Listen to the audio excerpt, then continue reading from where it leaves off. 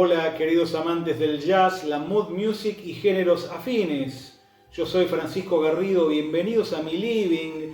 Esta delicada vela que tengo encendida es cortesía de nuestro auspiciante, velas aromáticas Gala Sylph, las cuales pueden buscar en Instagram. También aprovecho para saludar a quienes han comentado el video anterior, Diego y Miki, un saludo para ellos. Hoy vamos a hablar del pianista y arreglador Claude Thornhill.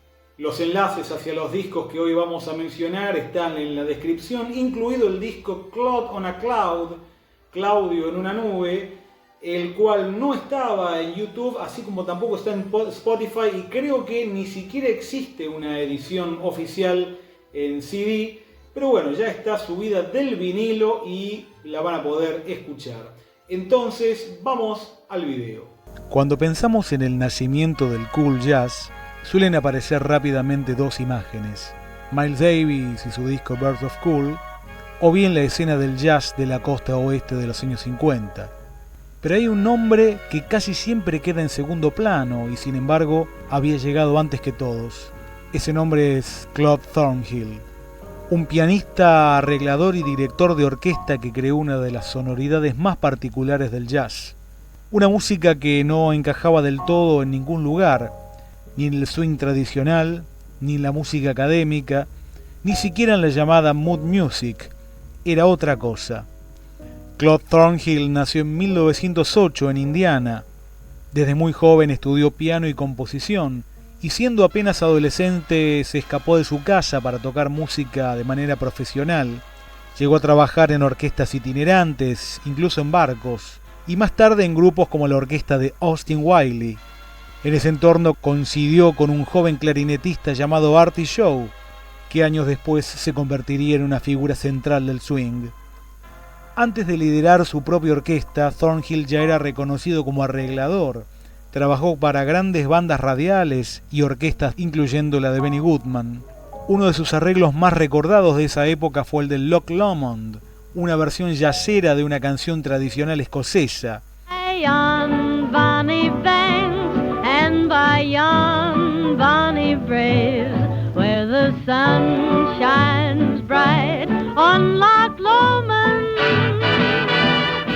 Pero en ese momento todavía no había desarrollado su estilo propio, porque debía adaptarse al sonido de cada orquesta.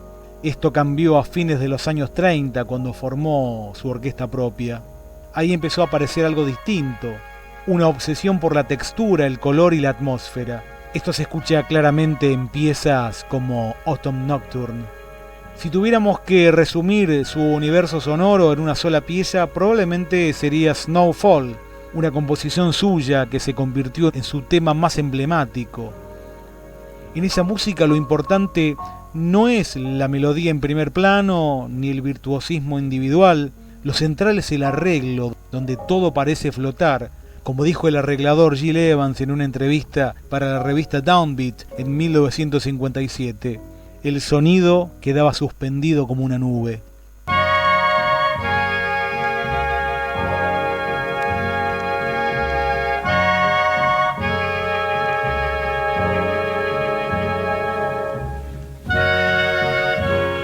Thornhill buscaba algo muy particular, una especie de impresionismo en el jazz.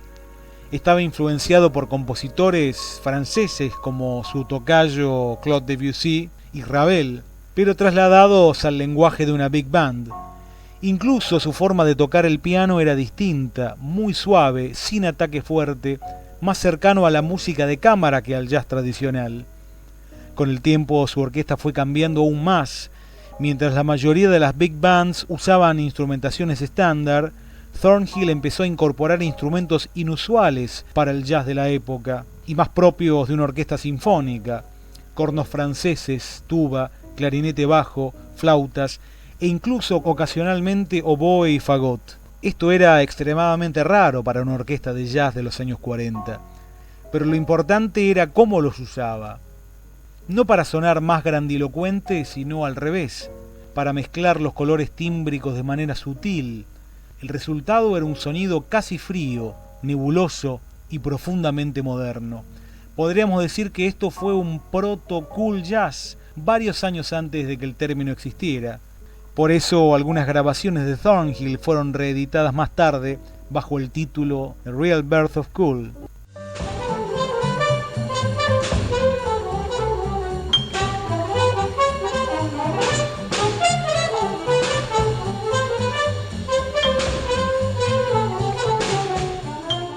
El arreglador Gil Evans trabajó en la orquesta de Thornhill y absorbió profundamente esa estética sonora. Años después, cuando colaboró con Miles Davis, muchas de esas ideas reaparecieron. Los colores suaves, los vientos graves, las dinámicas contenidas y la sensación flotante. Incluso varios músicos de ese círculo participaron directa o indirectamente en el noneto de Miles, entre ellos Lee Konitz y Gerry Mulligan. En cierto sentido, discos como Birth of Cool o más tarde Miles Ahead pueden escucharse como una continuación más moderna de lo que Thornhill ya había comenzado en los años 40.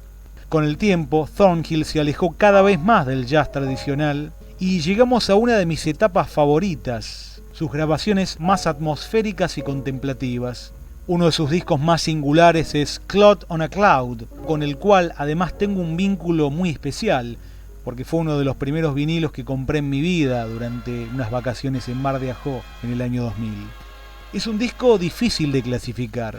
Tiene elementos de mood music, música pensada para generar atmósferas suaves, pero al mismo tiempo es demasiado camerístico para encajar del todo ahí, y demasiado etéreo para ser simplemente cool jazz.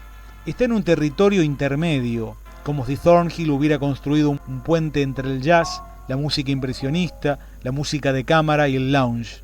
Y además podría pensarse como uno de los primeros ejemplos de discos temáticos. Desde la portada hasta los títulos de las composiciones, todo gira en torno a nubes, cielo, estrellas, ángeles.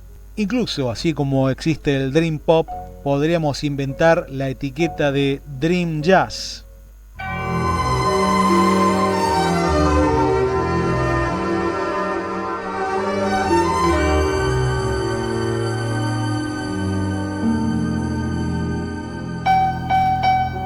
En definitiva, Claude Thornhill nunca alcanzó la fama de otros nombres del jazz, no fue tan popular como Benny Goodman, no tuvo la reputación de revolucionario de Miles Davis, pero su influencia es difícil de ignorar.